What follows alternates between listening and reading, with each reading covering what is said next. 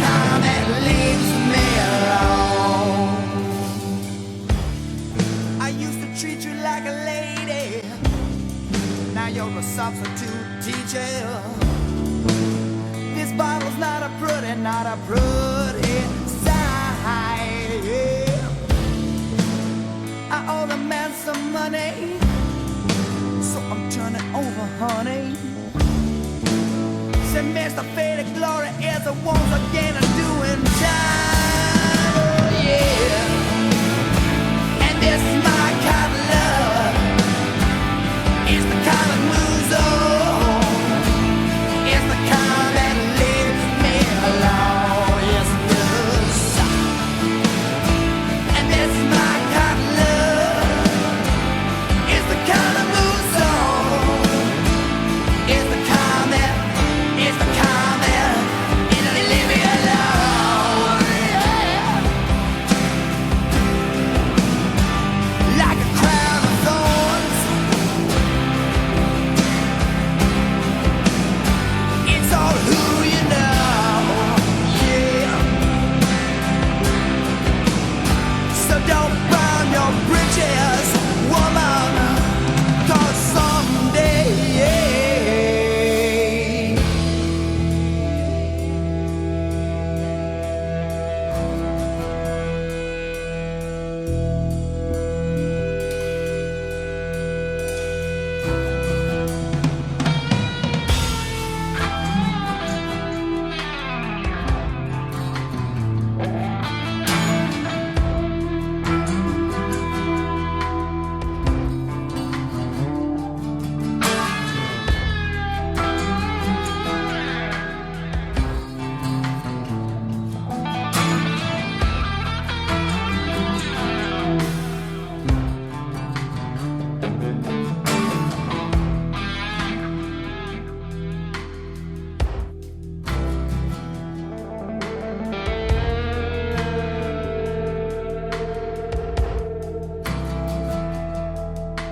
I would like to answer your question, but on the advice of counsel, I respectfully decline to answer this question and any related questions.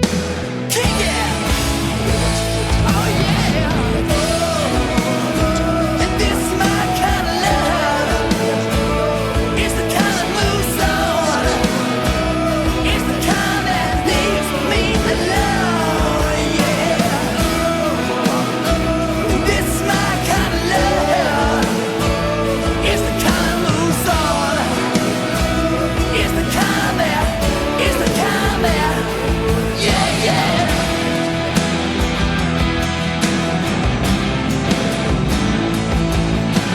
Baby, I said, come on, come on, come on, come on, yeah.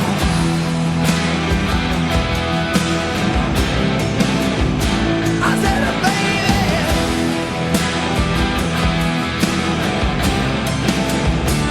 don't burn your bridges, woman. Gonna come again. I said, don't cry.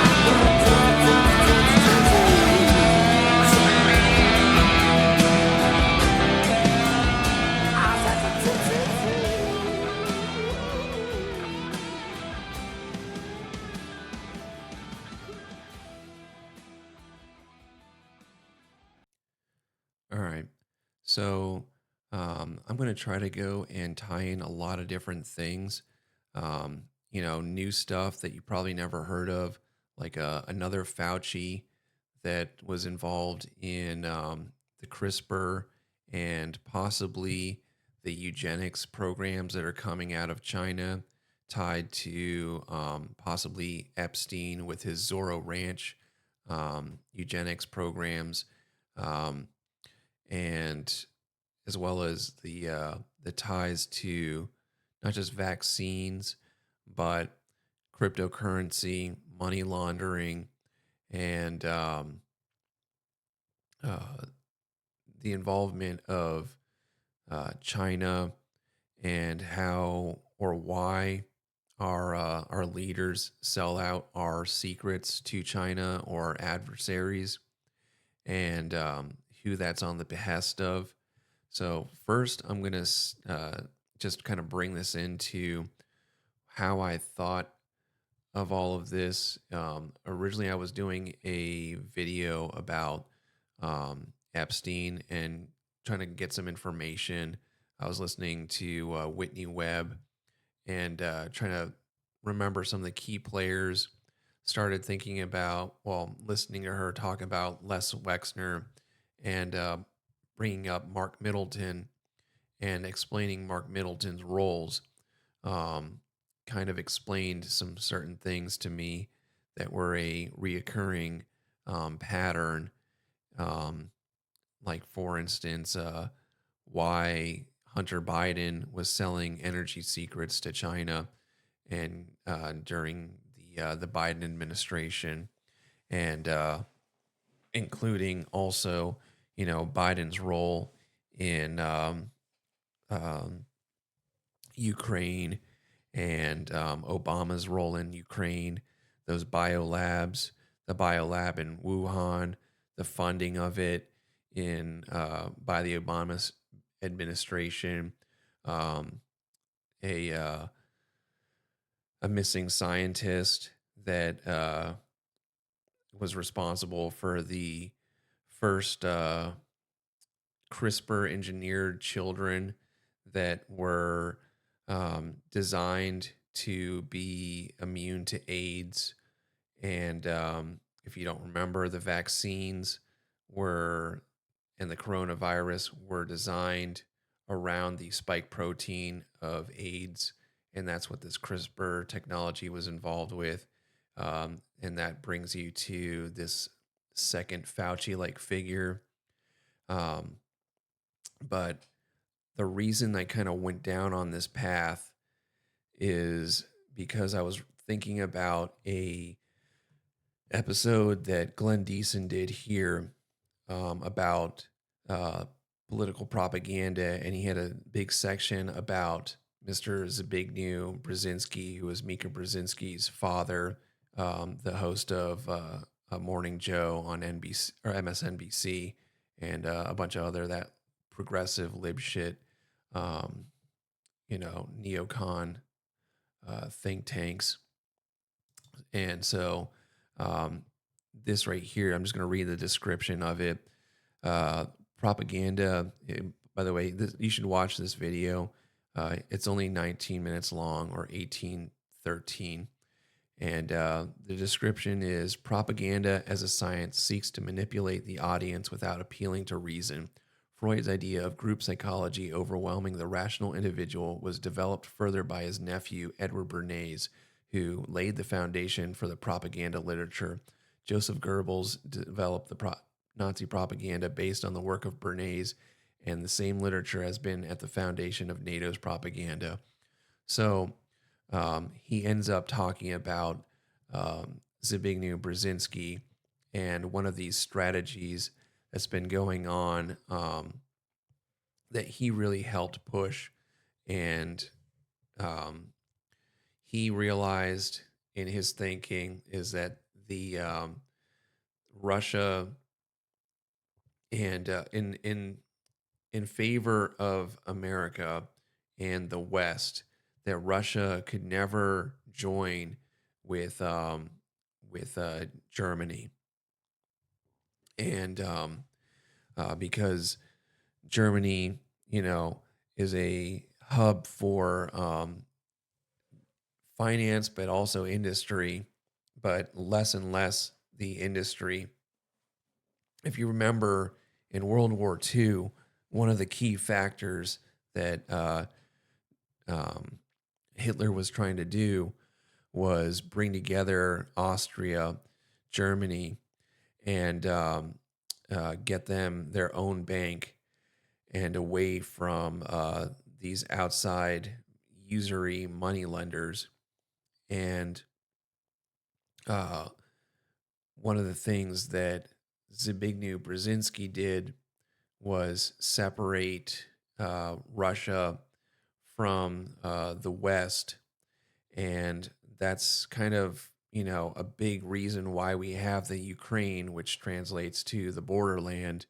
And one of the major things that he also did was open up relations with the People's Republic of China um, during um, Lyndon B. Johnson's um, administration. And the reason that that's important, because Lyndon B. Johnson took over for John F. Kennedy. And John F. Kennedy, one of the big things that he was doing was one, um, really not being favorable to the expansion of Israel and their policies, as well as another thing that they are tied to is um, the the silver back that he was trying to push supposedly to keep us our dollar tied to a physical, tangible uh, commodity, and um, then coincidentally he was killed, and Lyndon B. Johnson takes over. And under the advisory role Zbigniew Brzezinski had with Lyndon B. Johnson, he started the opening up or normalization of relations with China. And then after Lyndon B. Johnson's presidency, Nixon took over and he fully sent us off of the gold standard as well as sending our industry over to China, which is one of my big gripes is I don't understand people that are fans of Nixon. He was not based whatsoever. He ruined our country and set for some really bad things. And ironically enough, one of the other people that gets credited as being one of the worst um, presidents or mistakes that we've had was Jimmy Carter, who was also advised by this same Zbigniew Brzezinski, who was adamant about undermining the Soviet Union. Zabinski is a Polish American and progressive, anti-communist, politically liberal, and Carter is the one who authorized the CIA to go into Afghanistan, which ended up arming the Mujahideen to fight against the uh, the um, the Russians and try to give them their own Vietnam. Uh, oddly enough, uh, being advisor after um, uh, the Vietnam era issue that we had. And one of the things that they tried to do was also keep China and Russia apart. And unfortunately for them now, it seems like Russia and China are being driven together. And also, during his time in office, he was also involved in the Iranian Revolution. And obviously, all three of those countries are now coming together.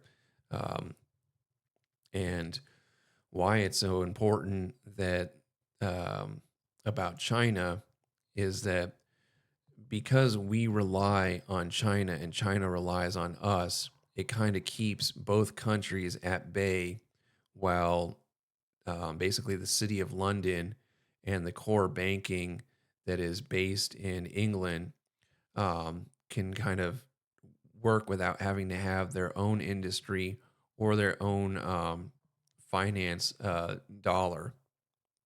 So, and that led me to thinking about how it was very odd that we have so many people in our administrations that are so prompt to be going and um, selling out our interests to foreign governments. And there's another, and that also explains something that I've been listening to Mr. Michael Hudson here. This is an episode from 8 months ago on Glenn Deason. Just coincidentally happened to be the same show. Um, and he has his thesis about um, industrial capitalism and financial capitalism, and the kind of the how that led. It started with a good example he gives is the British government when they went through the England went through the Industrial Revolution. They went um, in order to kind of undermine the labor force that was starting to get too strong.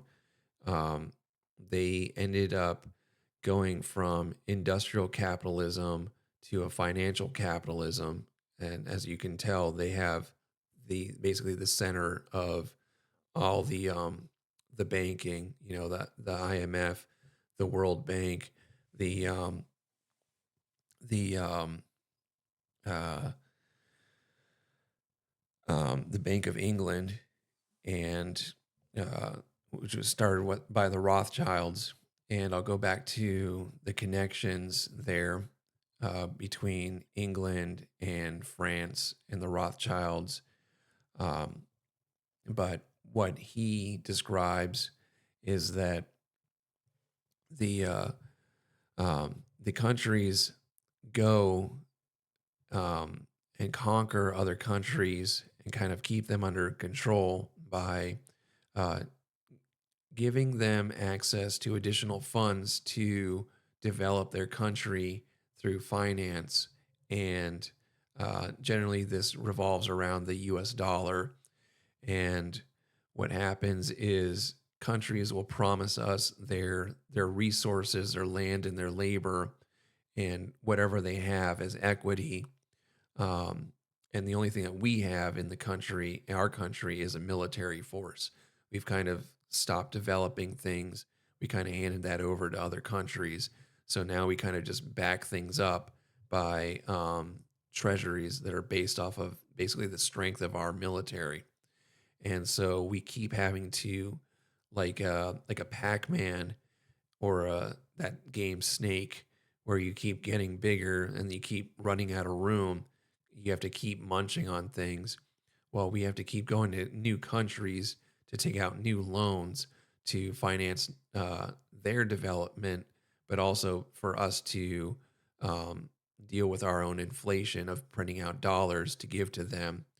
And then the the countries are kind of like in a serfdom um, relationship with us, and they give us equity to take out loans for what is that called? The When the banks don't have to uh, have like they have like less than like a 10 cents on the dollar to reserve currency. No, not reserve currency. Crap, I can't believe I forgot the name of it. Um, uh, and essentially what they have to do is only have like a fraction of the money that they're lending out in their actual their bank and their physical tangible backing. Sorry. Um, so going back to this Brzezinski guy, he was also a primary starter of the Trilateral Commission. And the Trilateral Commission is uh, is headed by an executive committee and three regional chairs representing Europe, North America, and the Asian Pacific region, with headquarters in Paris, Washington D.C., and Tokyo.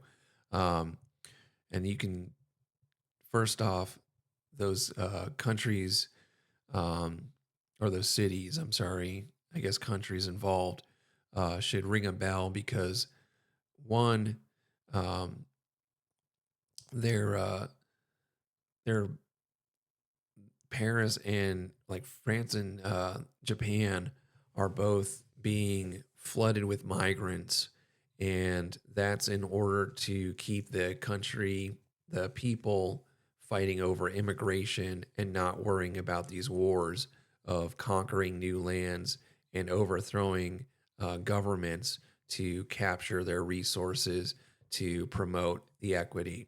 That's why, like, Ukraine is so important. Um, it's twice as important when you think about the Biden administration, um, because not only was Hunter Biden and Joe Biden involved in um, overthrowing um, Russia, or I'm sorry, Ukraine to for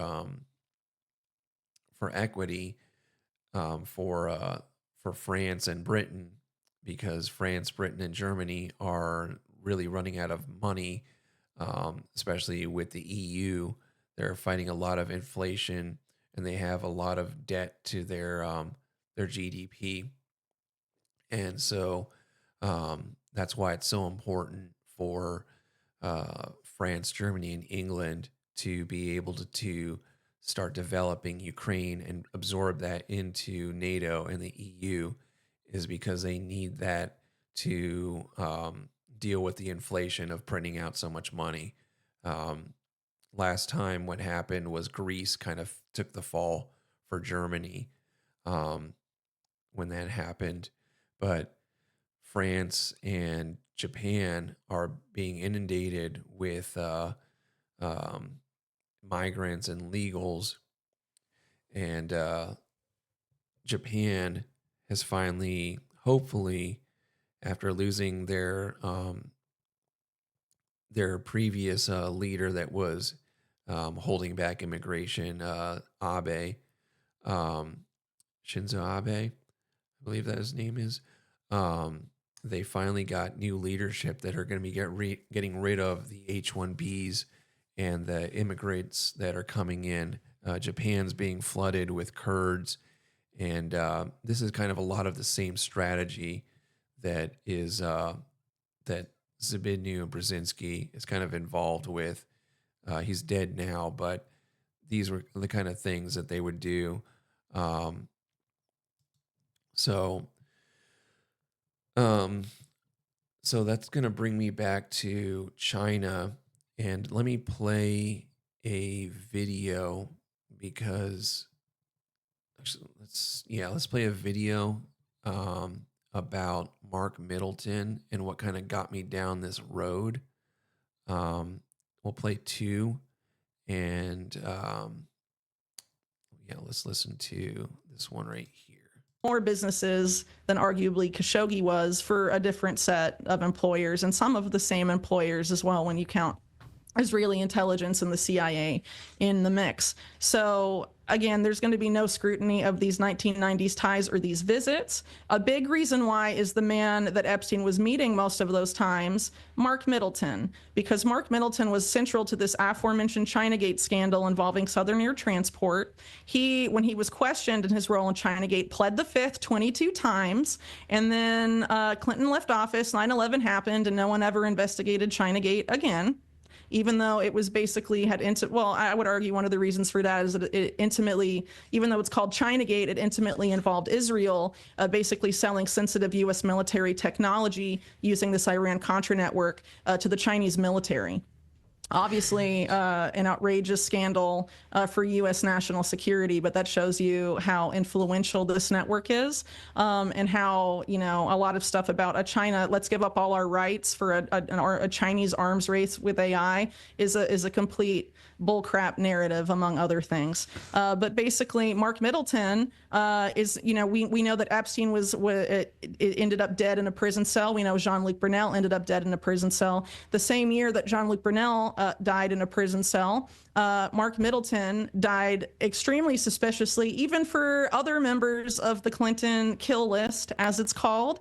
He allegedly wrapped around his neck an extension cord, hung himself, and then managed to shoot himself with a shotgun in the chest that was discovered 30 feet away, even though investigators initially said there was no weapon at the scene. And then immediately after, a judge sealed all photographic and other evidence of the crime so it would never be released to stop the spread of harmful conspiracy theories. Right. A gun that's 30 You feet ask the away. Clintons about Mark Middleton, you will see how insane this all is, and they will not go there because obviously, if they did, it would probably implicate Leslie Wexner as well as a lot of other people in this network that have sold out U.S. national security, to ostensible adversaries for decades.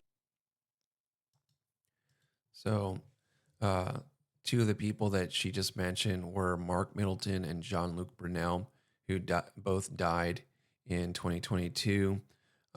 Jean-Luc Brunel died in February 22. He was basically the French model scout for Epstein and tied to Les Wexner, who, a lot of people uh, say that the Wexner ties for all these modeling groups or these clothing companies tied to Epstein and Jean-Luc Brunel, who was sex trafficking women through Europe. Um, uh, then Mark Middleton was he was involved in Chinagate, where he was taking money to uh, basically open up better relations with China, but essentially he ended up sending energy technology to the Chinese the same way that Joe Biden's son did with this forgivable loan. Um, so Mark Middleton was also the one that connected Epstein to what was it, Trump, or trying to remember who he tied. No, he got Clinton and Epstein together, I believe it was. Yeah, he was the one who helped. He signed in Jeffrey Epstein into the White House 7 out of the 17 times that Epstein got the um, into the White House. During the first administration, Clinton administration, Middleton served as a special assistant to the president as an aide and chief of staff. As an aide to the chief of staff, Mac McCarty, his main task at the White House was to maintain contact with Clinton's various donors. He was involved in facilitating the access to the White House of various visitors, including financier Jeffrey Epstein. Records indicate that Epstein visited the White House at least 17 times between 1993 and 1995, with many of those visits authorized by Middleton. Like I said, he did 7 of those. He also flew with Epstein on his private jet in May 1994. Middleton was implicated in the Chinagate controversy. Middleton had contact to Charlie Trey, John Wang, and in the Indonesian Riyadi family, playing a key role in the affair.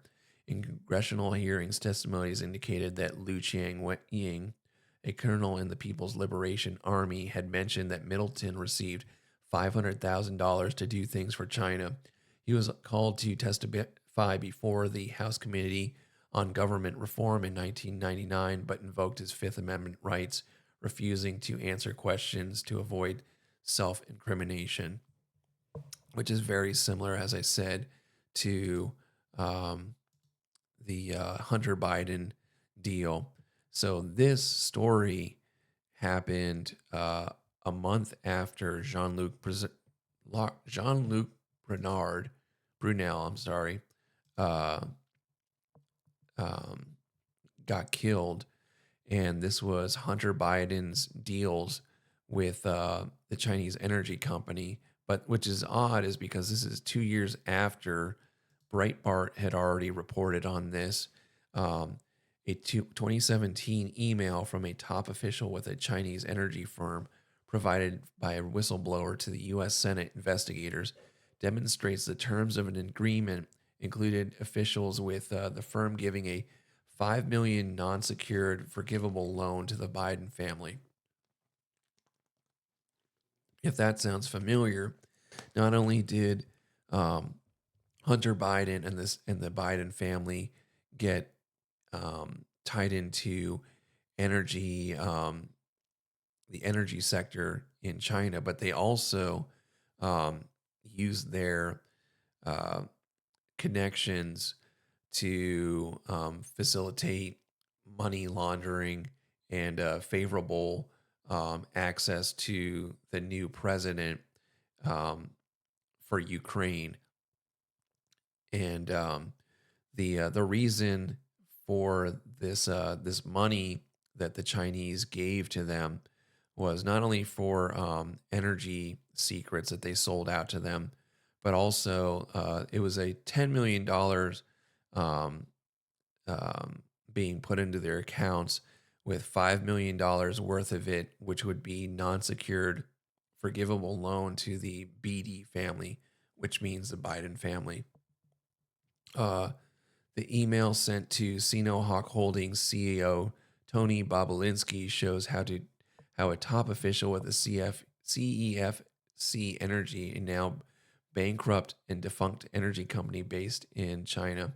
Tony Bobulinski was the guy that was involved in the Ukraine energy scandal as well, where Hunter Biden was put on that board of directors, getting like $30,000 a month, I think it was, for basically giving the new regime that was placed in there by Joe Biden and Obama after they overthrew Ukraine, after they had a democratically elected president and they overthrew them, and he was involved in that.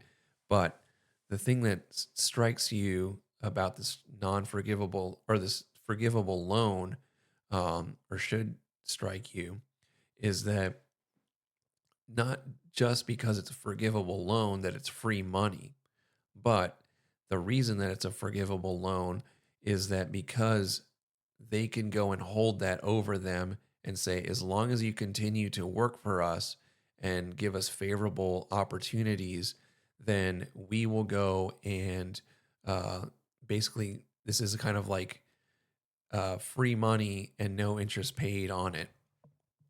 And that was a 2017 email, and that didn't surface until a few years later.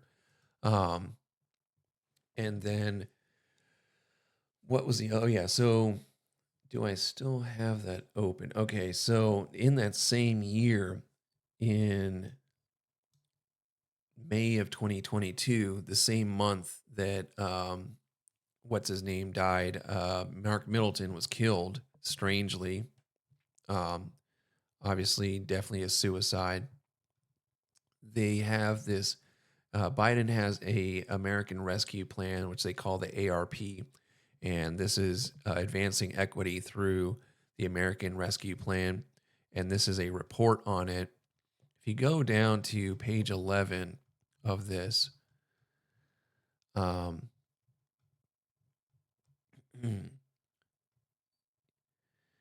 you can see that the American Rescue Plan's equity mission was heightened by the context of COVID-19.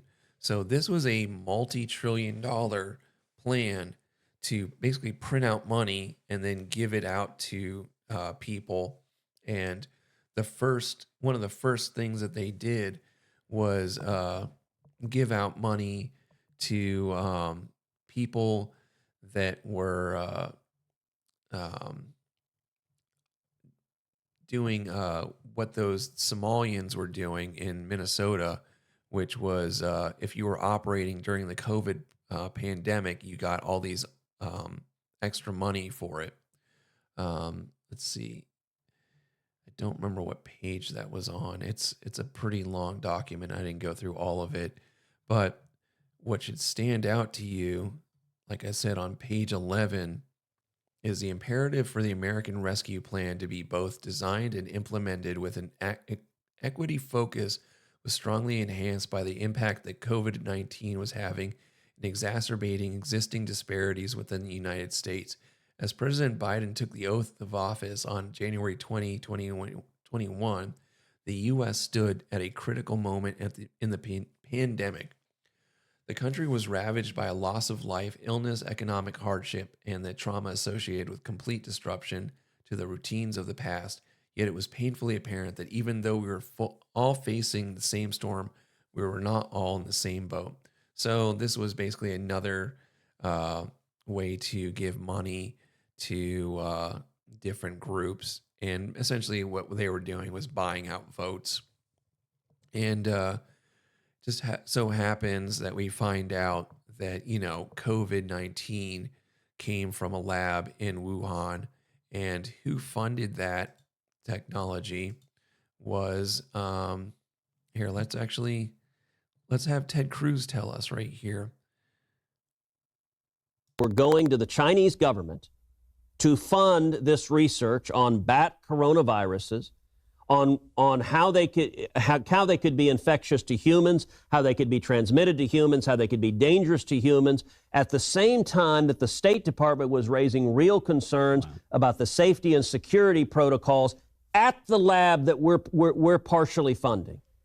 And that, I got to say, that is nuts. And given that they were studying these bat coronaviruses, the Chinese government needs to answer the question right now. Were they studying the novel coronavirus, this virus, the virus that has killed over 140,000 people worldwide? Was that a virus that was studied at one or both of the Chinese government labs in Wuhan? They won't answer that question. They need to answer that question. And over 100,000 lives have been lost while they refuse to answer that question.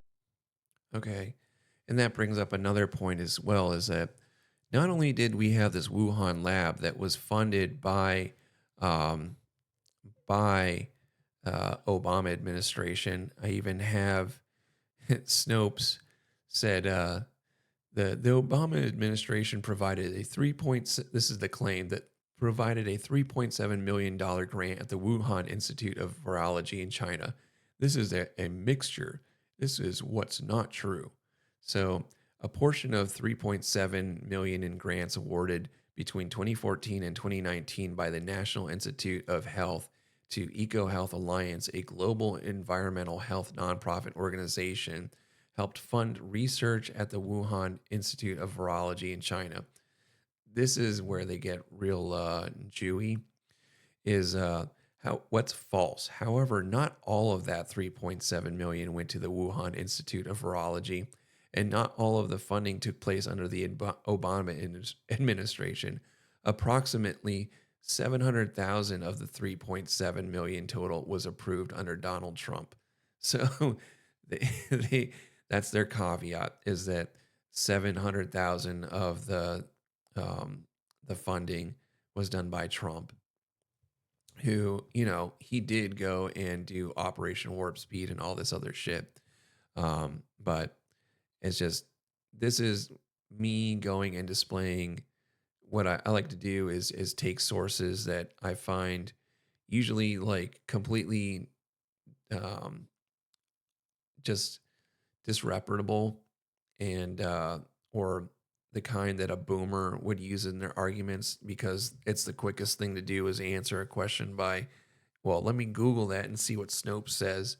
The website that was started by a guy who left his wife after he sold it to marry a prostitute, and is now a major propaganda mouthpiece.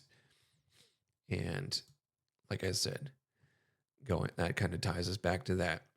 But so that will bring us to this other thing about the Mark Middleton and the Clinton Foundation, because like I said, Mark Middleton, I believe, was one of the people that brought Clinton to Epstein.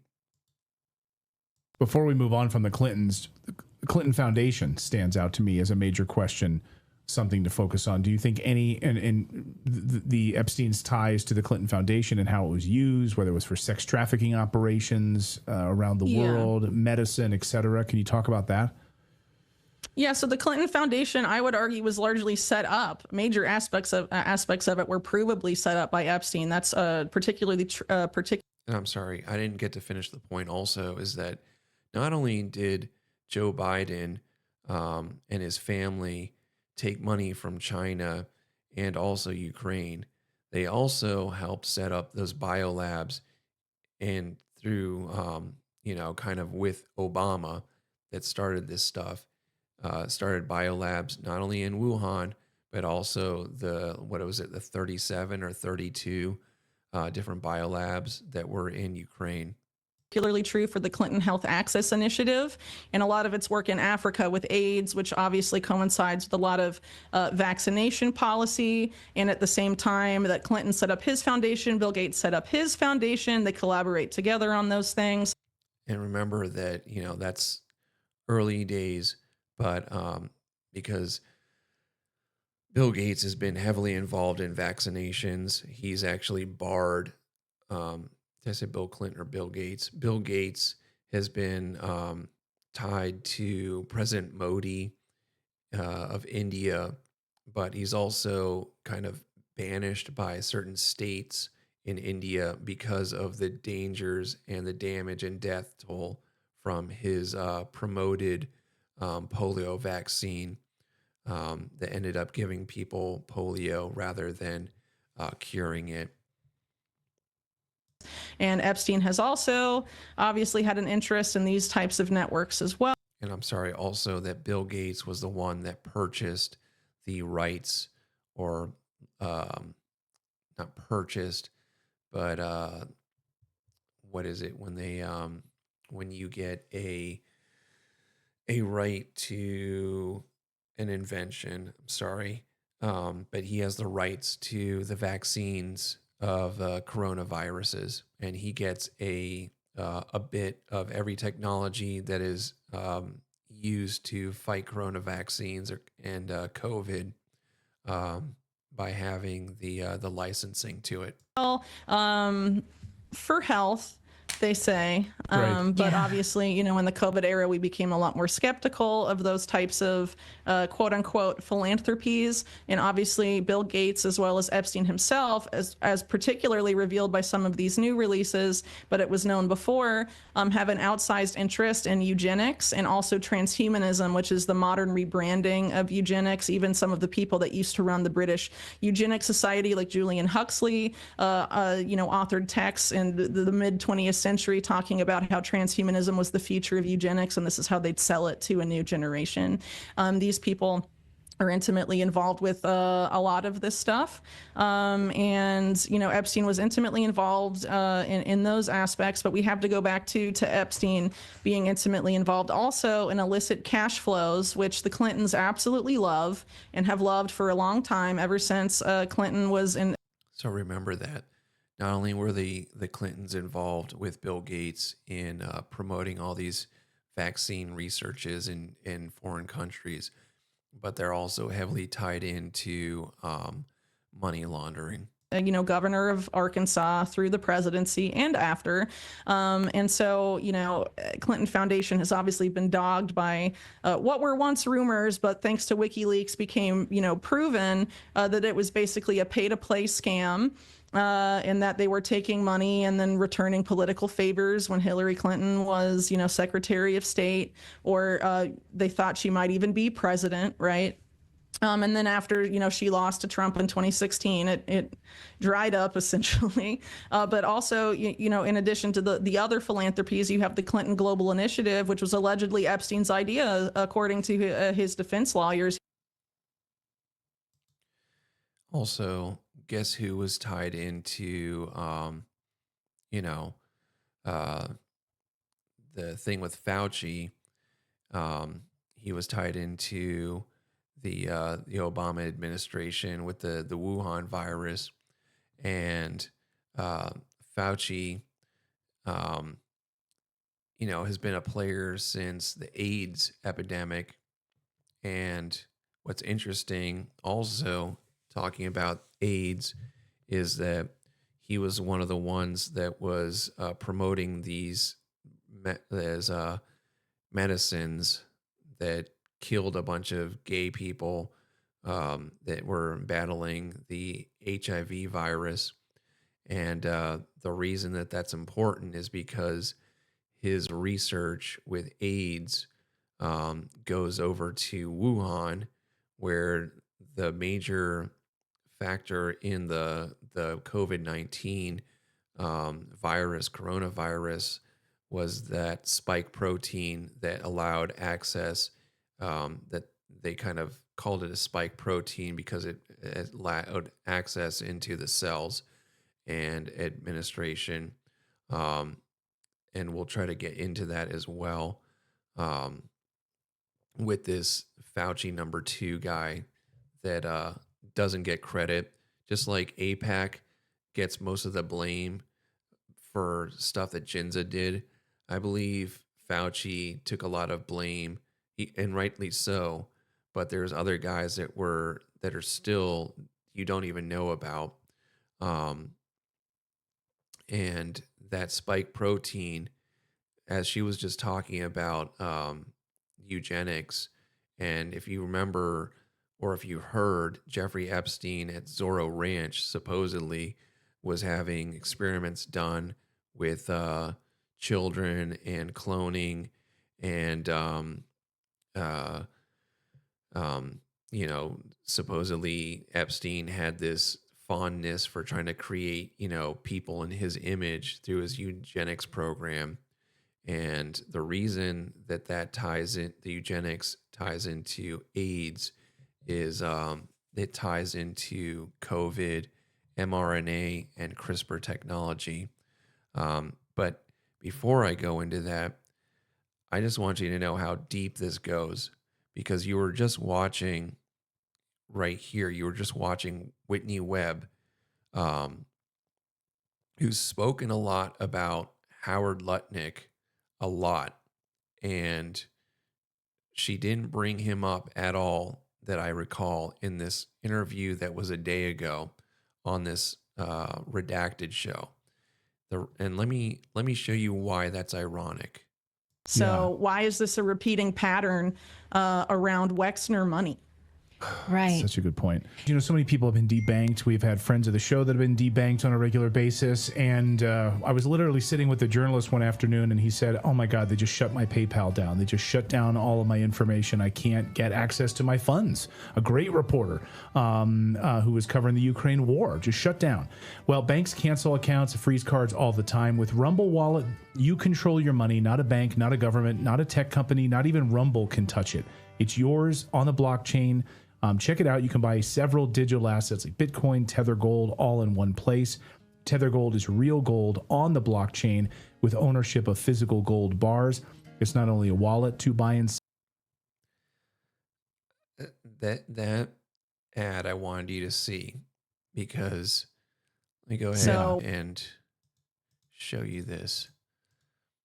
This Rumble wallet, this Tether that they're talking about, the CEO currently is Howard Lutnick. Howard Lutnick was Epstein's neighbor and major friend.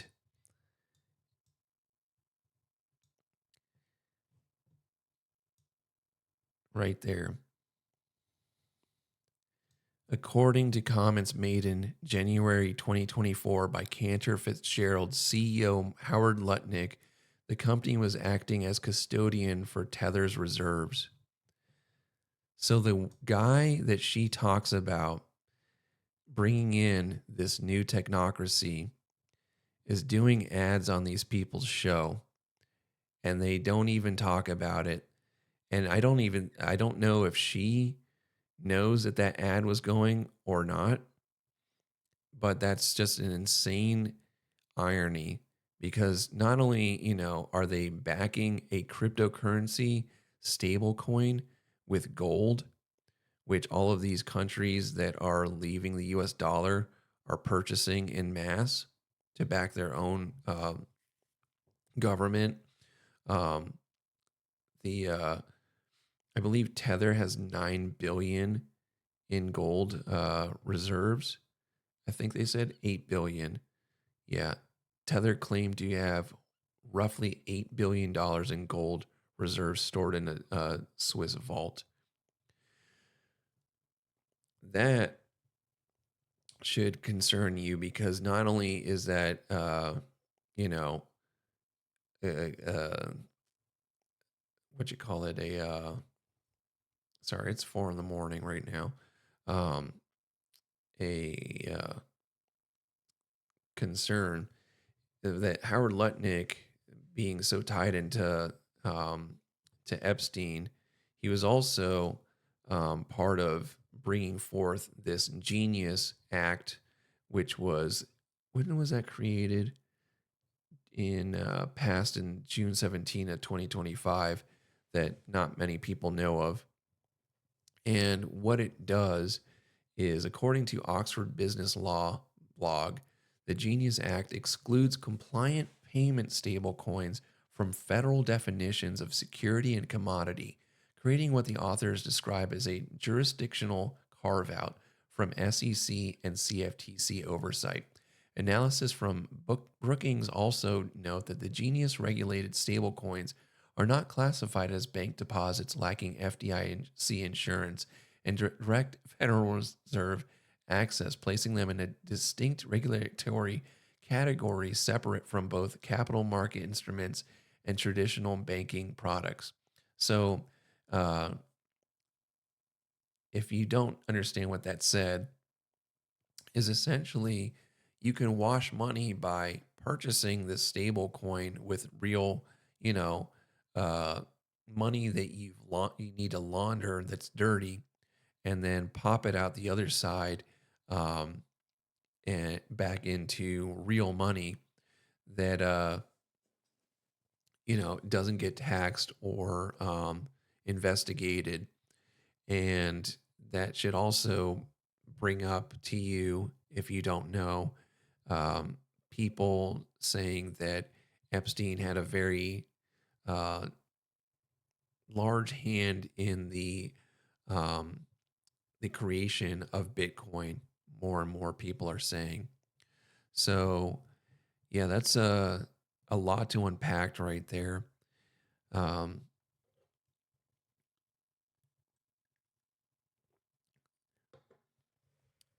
so when I started to investigate a little bit into the, by the way, this is right here. This is, where are we?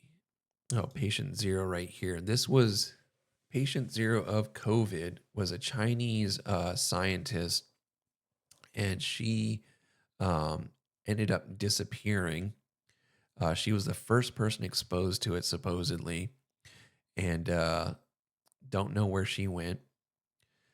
And it's a very similar story to this guy.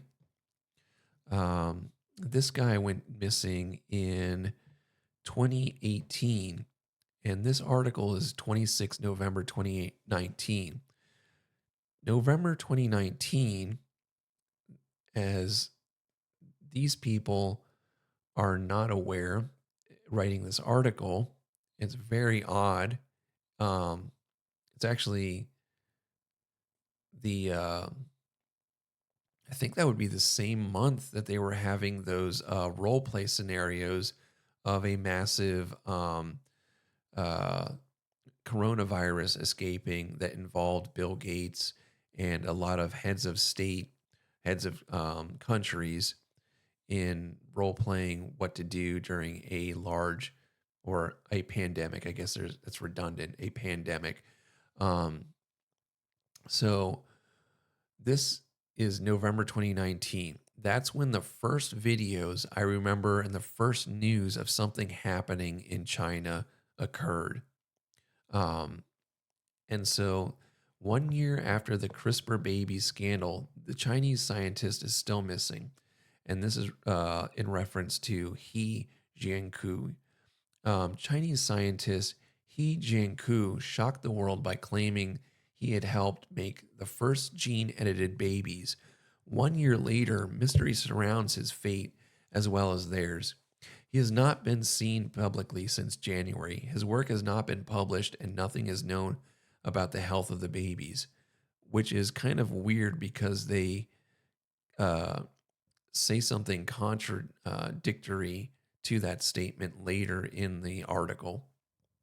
That's the story. It's all cloaked in secrecy, which is not productive for the advance of understanding, said Stanford bioethicist Dr. William Hurlbut. He talked with Hurlbut many times before he revealed a Hong Kong science conference that he had been using a tool called CRISPR to alter a gene in embryos to try to help them resist infection with the AIDS virus. The work which he discussed in exclusive interviews with the Associated Press.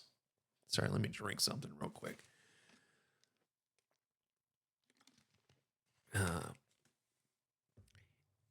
The work which he discussed in exclusive interviews with the Associated Press was denounced as medically unnecessary and unethical because of possible harm to other genes and because the DNA changes can pass to future generations. Since then, many people have called for regulations or a moratorium on similar work, but committees have bogged down over who should set standards and how to enforce them. Nothing has changed, said Dr. Kiran Musunuru, a University of Pennsylvania geneticist who just published a book about gene editing and the CRISPR babies case. So, how did you publish a book on the CRISPR babies case and gene editing if nothing has been announced? I think we're farther from governing this now than a year ago, said Hurlbut, who disapproves of what he did. He is the name of the guy. However, so much effort has focused on demonizing he that is distracted from how to move forward, he said. Here's what's known about the situation.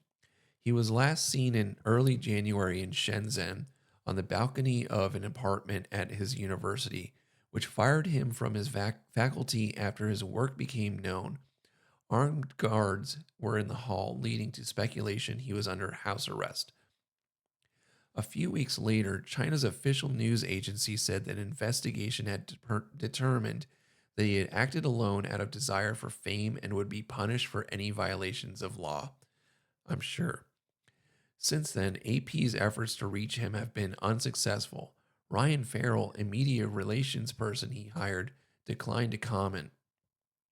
Farrell previously said his wife had started paying him, which might mean that he is no longer in position to do that himself. Hurlbut, who had been in touch with he earlier this year, declined to say when he would last heard from him. The Chinese investigation seemed to confirm the existence of twin girls whose DNA he said he altered. The report said the twins and people involved in a second pregnancy using gene-edited embryo would be monitored by government health departments. Nothing has been revealed about the third baby, which should have been born from second pregnancy in late summer. So, how can you say that you disavowed his work when you're continuing to monitor a second set of girls who's been developed with this CRISPR technology, and you're going to continue to monitor it? Chinese officials have seized the remaining edited embryos in He's lab records. He caused unintended consequences in these twins, Musunuru said of the gene editing. We don't know if it's harming the kids. So, what are the unintended consequences in these kids? And if they're consequences, how do you know if you don't know if they're harming the kids? So, Rice University in Houston said it's still investigating the role of Michael Deem. Now, this guy, I started going down a rabbit hole. Michael Deem, Deem, is kind of like another Fauci that you've never heard of. He only, as of today, as I've subscribed to him on YouTube, has 19 subscribers.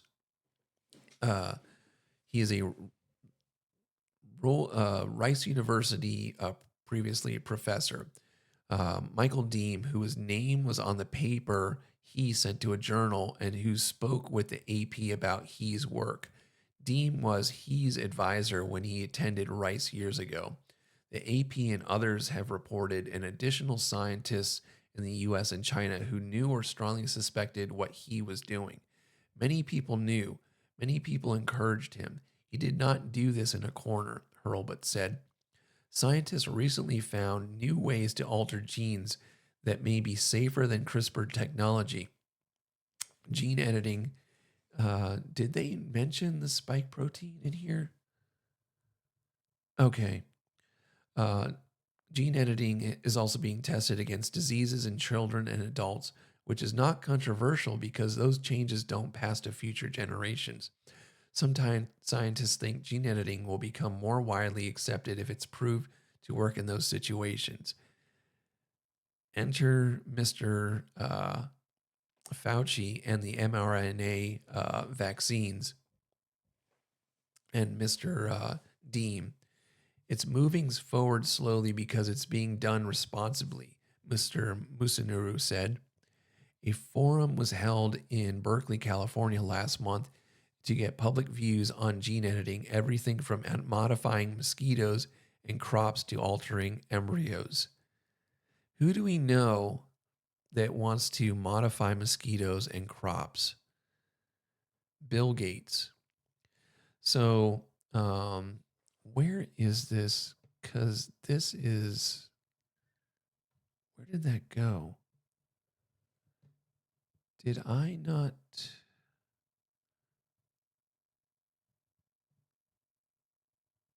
They talk about somewhere in this article.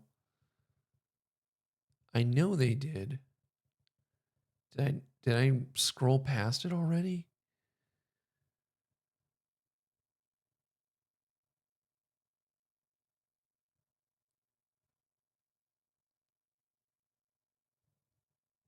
Okay, because they already talked about using CRISPR to alter gene in embryos to help resist the AIDS virus.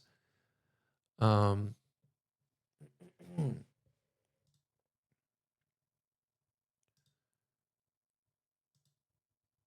I know I didn't imagine that unless it was.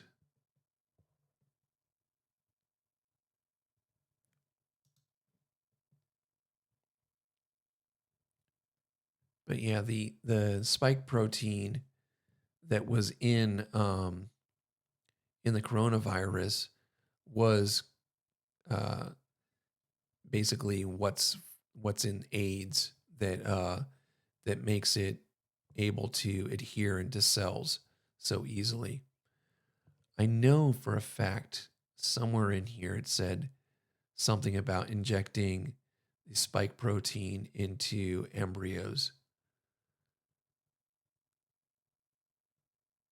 Um,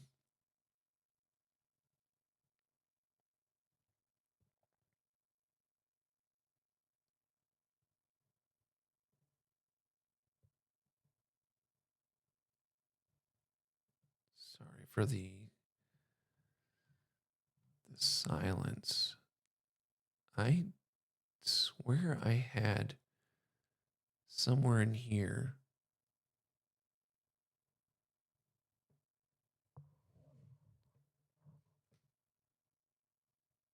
Um, okay, but anyways, I mean that's confirmation that they were using um, CRISPR with AIDS. Um, God, I want to find that. I must have scrolled past it somehow.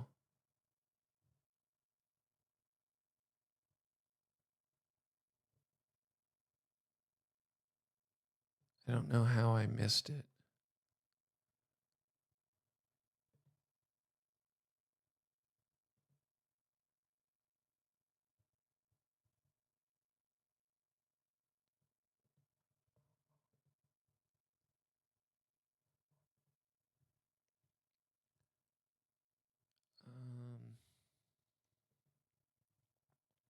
Okay, so let's continue to look at this Michael Deem guy who I have his he has a I'll just play a one of his major things that he likes to mess around with is the memory of immune reactions and what he kind of describes as basically a person's body has memories installed in the immune reaction.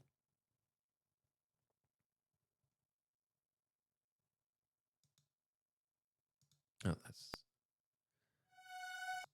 see. No, that's not the one.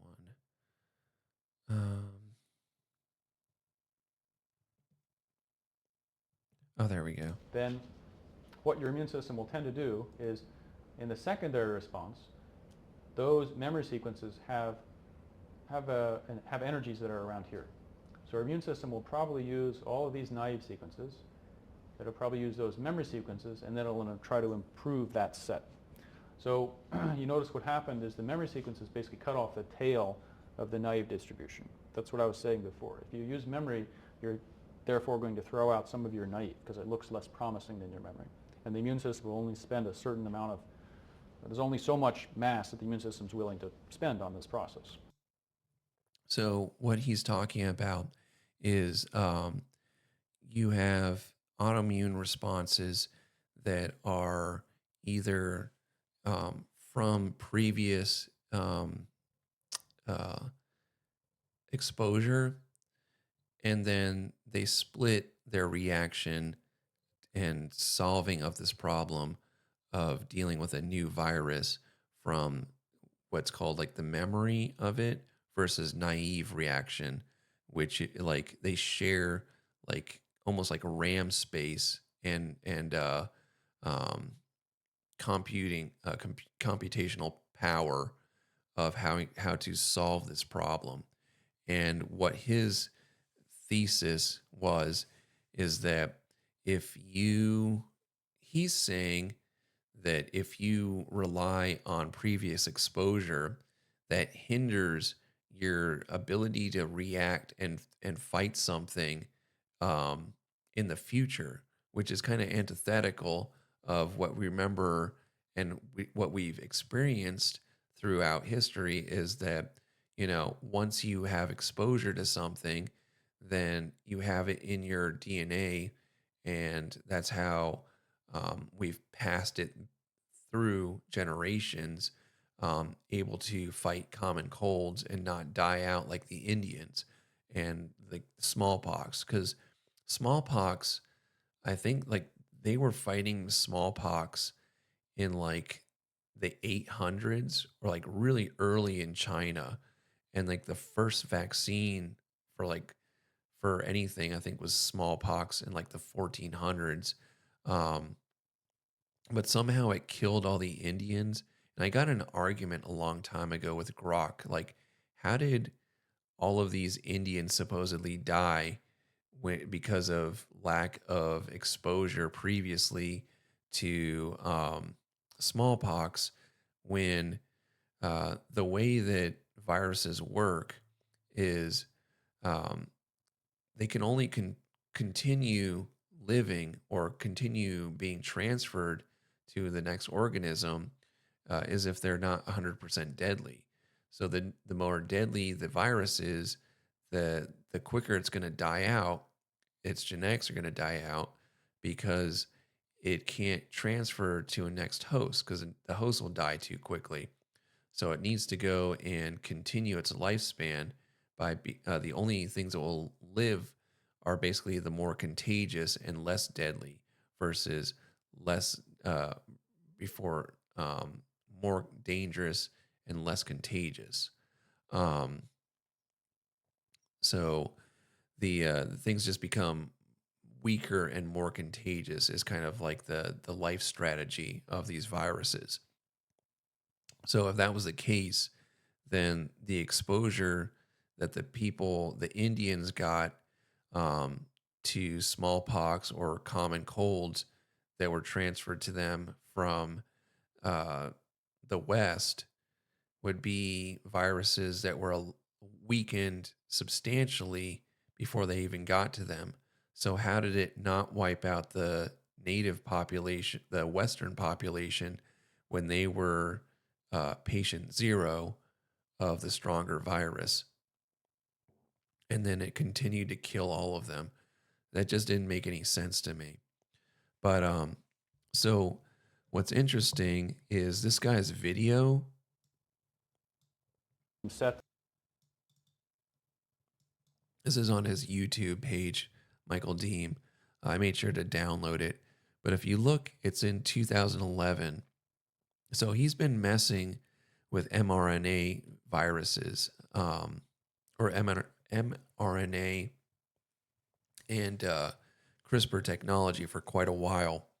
And if you recall, I believe it was 2012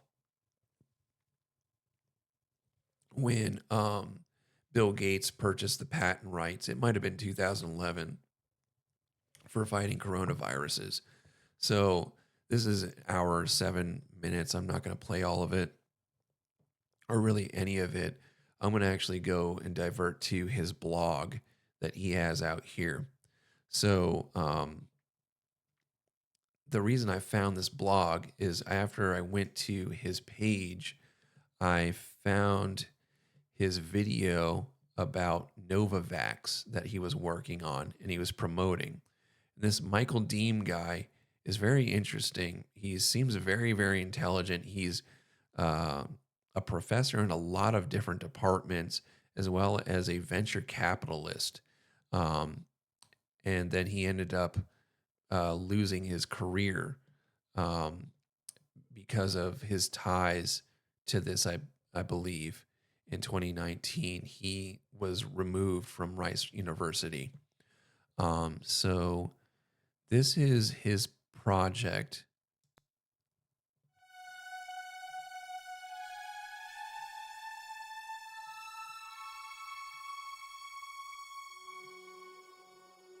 By the way, pay attention to the side effects of this.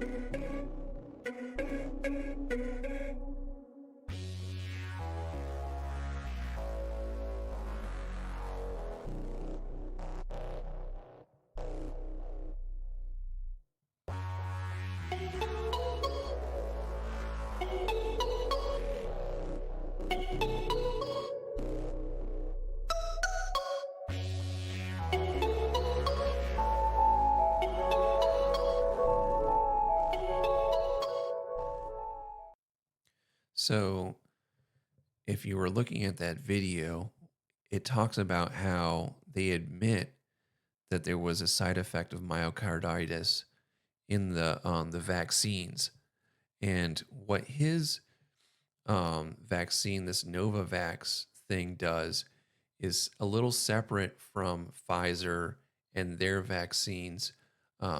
It's in this report right here that he does. I'll read it. It's in his blog. I found his blog online, by the way. It's very weird. He has he explains all of this, but then he has like blogs about rock climbing and his other like things. He's just, I don't think he like ever expected to have anyone find this stuff because his YouTube page only has 19 subscribers, and it's a lot of like odd videos. Like I think he uploads these to present to different companies. Why are these not loading? That's really annoying.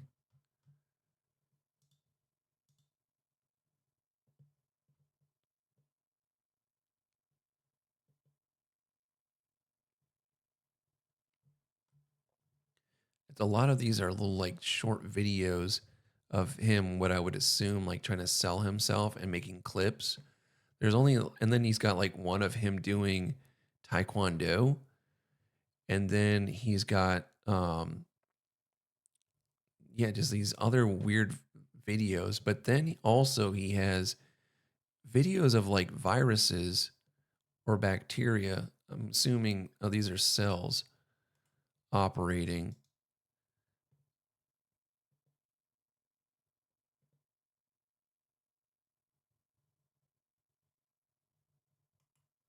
It's really strange.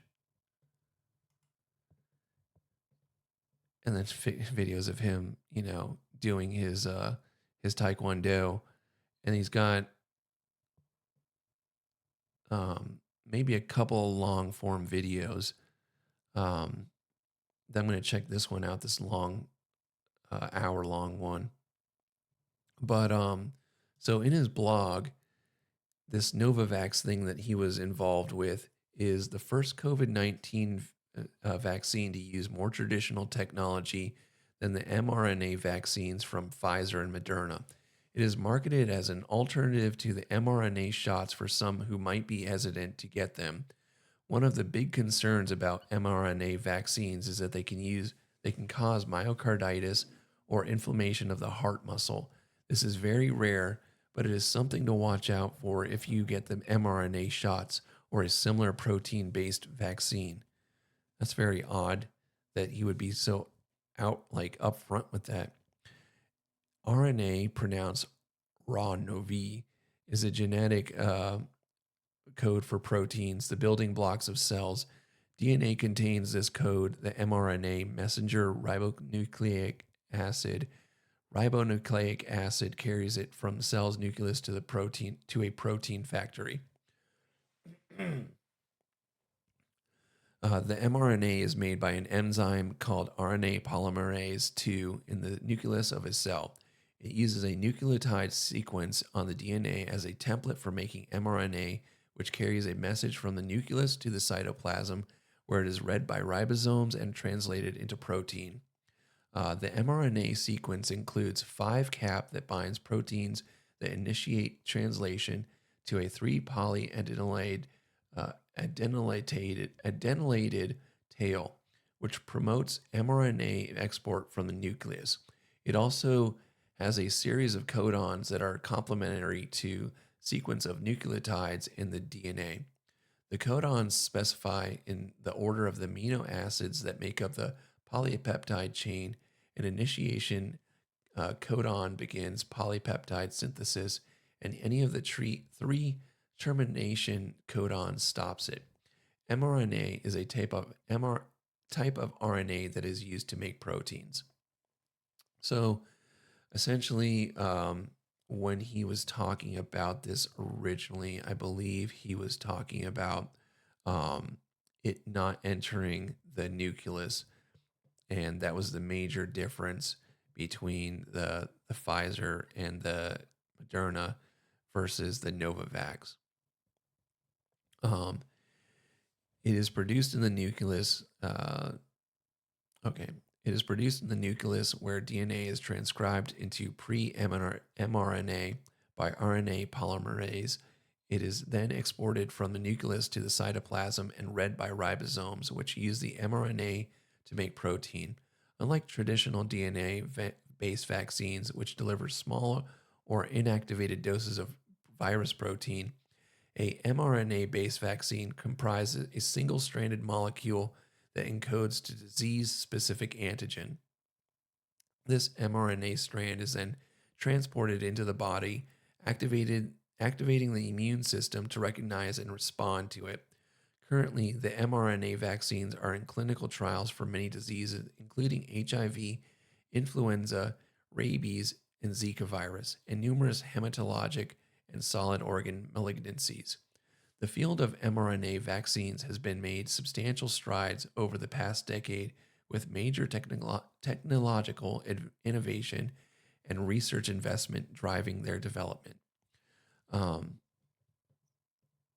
So, let's see. Vaccines are designed to protect against infections by preparing the immune system to attack specific viruses, bacteria, or other pathogens. They usually contain a piece of viral protein that triggers the immune response when introduced into the body. mRNA vaccines are different from other vaccines because they use messenger RNA instead of a piece of the virus or bacteria. mRNA is the molecule that essentially puts DNA instructions into action inside a cell. Because mRNA does not enter the nucleus, it does not change DNA and cannot interfere with the immune system. As a result, the immune system can mount a stronger and more effective response to mRNA than it would the whole virus. The safety of mRNA vaccines depends on several factors, including the type of mRNA used and the delivery method. For example, lipid nanoparticles are being investigated as a delivery vehicle for mRNA vaccines. Despite their early development, mRNA vaccines have shown promising efficacy against infectious diseases and several types of cancer in animal models. Moreover, they are adaptable and versatile and can be manufactured in a scalable, good manufacturing practice parentheses GMP manner. However, safety concerns have been raised. These include possible immunogenicity related adverse reactions such as fever and skin rash. These concerns can be minimized by using a small, safe dose of mRNA, which is made through a cell-dependent process and does not need to be inactivated. Vaccines based on mRNA have been evaluated into multiple clinical trials against several cancers, including HPV-16, glioblastoma, and melanoma. These studies have demonstrated antigen-specific T-cell responses and prolonged disease-free survival in some cases. So, his basically statement is that the difference between his work is that it's not using the mRNA technology, right? Is that what it was? Okay. That it uses more of a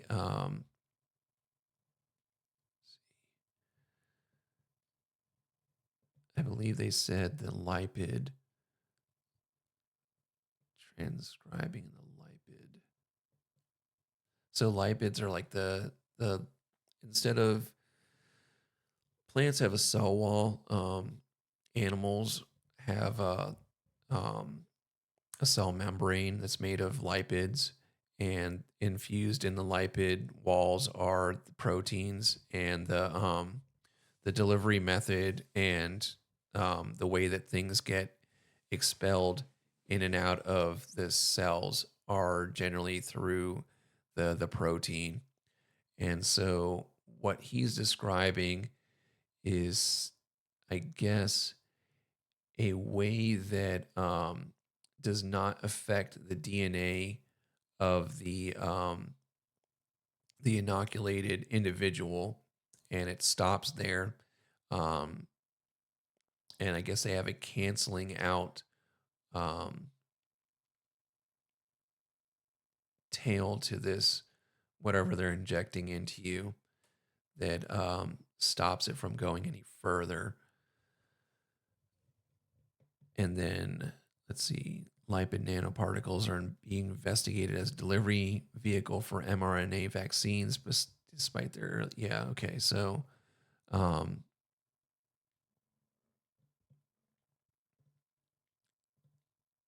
it's a little late, so I'd be a little bit more sharp on this. But yeah, so this guy was tied into, I mean, this is literally a month before COVID-19, the whole pandemic starts, and they make this article, and then this guy loses his job at Rice University for being involved with this guy that was doing eugenics through CRISPR using AIDS virus. I mean, it's crazy how much that's tied in. Did I play? Oh, okay. So before I go any further with that, so what brings this guy that made some other concerns aside from his ties to Jinku, was, I had his. Oh, I have a picture of it actually. So I found him on Twitter. So this is his Twitter right here.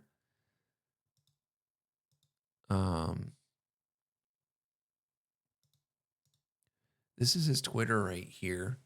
And then I went to go see the few people that he's following. Fucking Reid Hoffman. This guy's tied to Epstein as well. So Reid Hoffman right here in this article, Peter Thiel, he was a major funder of J.D. Vance and a closeted gay man that was outed. He's a billionaire, and he's actually Peter Thiel is behind Rumble, oddly enough. So it kind of circles back into this. And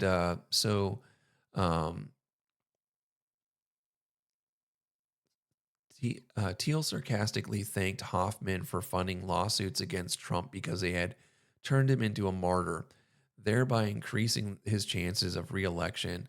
I am so grateful to you, Thiel said. From the stage, Hoffman shot back with his own sarcastic quip, yeah, I wish I had made him an actual martyr. And on that very uncomfortable note, the exchange ended. Well, the other thing about Reid Hoffman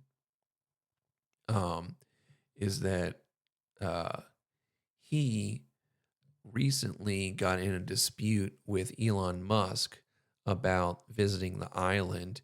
And Reid Hoffman is listed in a lot of the Epstein emails, as well as being a visitor to Epstein Island. So let's see. I think I had a little bit more to that. I know this is kind of everywhere, but I want to make sure I played this video. Before we move on from the Clintons, the Clinton Foundation stands out to me as a major question, something to focus on. Do you think any and the Epstein's ties to the Clinton Foundation and how it was used, whether it was for sex trafficking operations around the world, medicine, et cetera? Can you talk about that? Yeah, so the Clinton Foundation, I would argue, was largely set up. Major aspects of it were provably set up by Epstein. That's particularly true for the Clinton Health Access Initiative and a lot of its work in Africa with AIDS, which obviously coincides with a lot of vaccination policy. And at the same time that Clinton set up his foundation, Bill Gates set up his foundation. They collaborate together on those things. And Epstein has also obviously had an interest in these types of networks as well. For health, they say. But obviously, in the COVID era, we became a lot more skeptical of those types of quote unquote philanthropies. And obviously, Bill Gates, as well as Epstein himself, as particularly revealed by some of these new releases, but it was known before, have an outsized interest in eugenics and also transhumanism, which is the modern rebranding of eugenics. Even some of the people that used to run the British Eugenics Society, like Julian Huxley, authored texts in the mid 20th century talking about how transhumanism was the future of eugenics, and this is how they'd sell it to a new generation. These people are intimately involved with a lot of this stuff.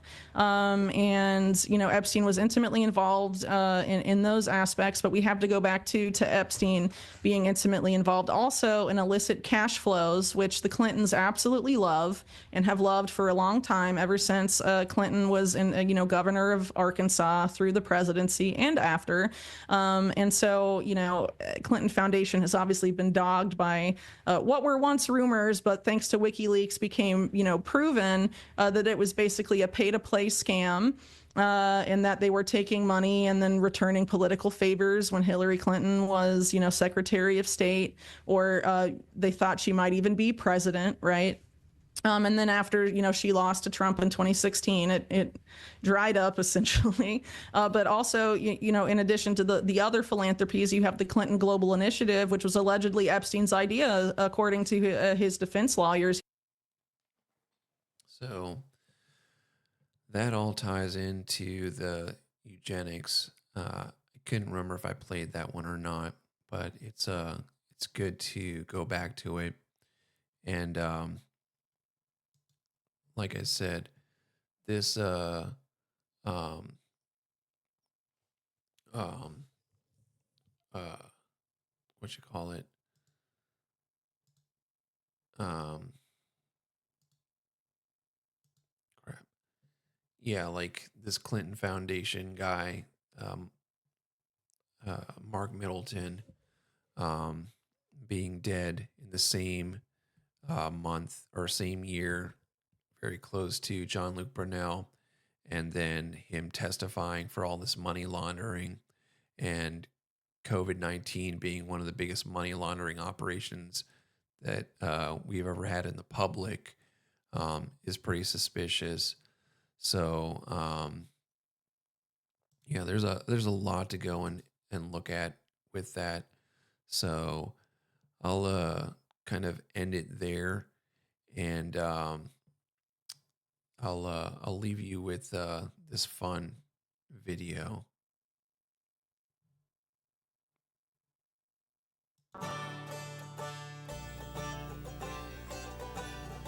Classroom, or in old language, a couple thousand years ago, disciples, those who are trying to prepare themselves for entry into the evolutionary level above human, synonymous with the kingdom of God, the kingdom of heaven. We're going to talk to you about the most urgent thing that is on our mind, and what we suspect is the most urgent thing on the minds of those who will connect with us. We'll title this tape Planet Earth About to be Recycled. Your only chance to evacuate is to leave with us. Planet Earth about to be recycled. Your only chance to survive or evacuate is to leave with us. Now, that's a pretty major statement, pretty bold in terms of religion, in terms of anybody's intelligent thinking. To most people who would consider themselves intelligent beings, they'd say, well, that's absurd. What's all this doomsday stuff? What's all this prophetic stuff? You know, intelligent human beings should realize that everything has their cycle.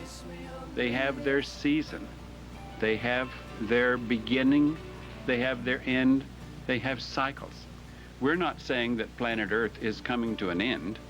We're saying that planet Earth is about to be refurbished, spaded under, and have another chance to serve as a garden for another human civilization. Now, the reason this is such an interesting time is not only because we're on the threshold of the end of this civilization, because it's about to be recycled, but because of where that finds us, where that finds you, where that finds those who would judge us. Let me say that our mission here at this time is about to come to a close in the next few days. We came from distant space, and even what some might call somewhat of another dimension. And we're about to return from whence we came. Of the evolutionary level above human, the kingdom of God, the kingdom of heaven. My Father gave me, long before this civilization, gave me birth into that kingdom level above human, that kingdom of heaven, that kingdom of God. Now you can say, well, I can't believe that. Well, it's up to you whether you believe that or not. That's not important to me, even though I wish that you could believe it for your sake. For those who do believe it, stand a possibility of a future beyond this recycling time. Now you say, well, according to religious literature, I thought there was someone else missionary kingdom, our Savior that you here in leave these behind 10 days, everything that was going to be human Christ's return. ways, human behavior. Well, human, the name Christ might be a human little misinformation. confusing, or the name Jesus, because the name Jesus, of course, was the name given to the body, that mind that was indeed from the kingdom of heaven came, and that mind was here 2,000 years ago, and that mind came for the express purpose of teaching humans how they could be saved, how they would not be plowed under at the end of the age. Well, we're at the end of the age. So the one, or the mind that was in If I would Jesus, title this tape, it would be that Last mind Chance is in me. to Evacuate Planet Earth You have to decide that before yourself. it is recycled. I must admit Last that I am chance here to again, evacuate that I'm here saying Earth exactly the same thing before it is that I said recycled. then, trying to say it in today's language, trying to hope that for your sakes you can see what we have to offer you. For our Father offers you life.